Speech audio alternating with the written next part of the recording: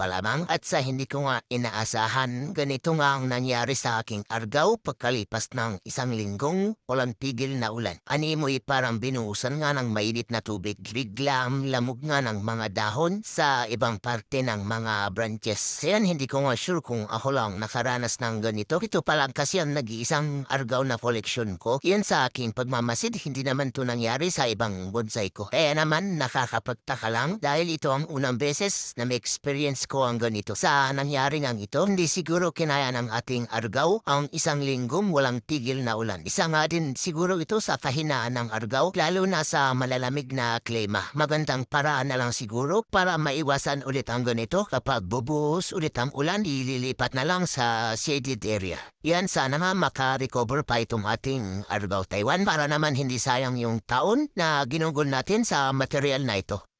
Salamat.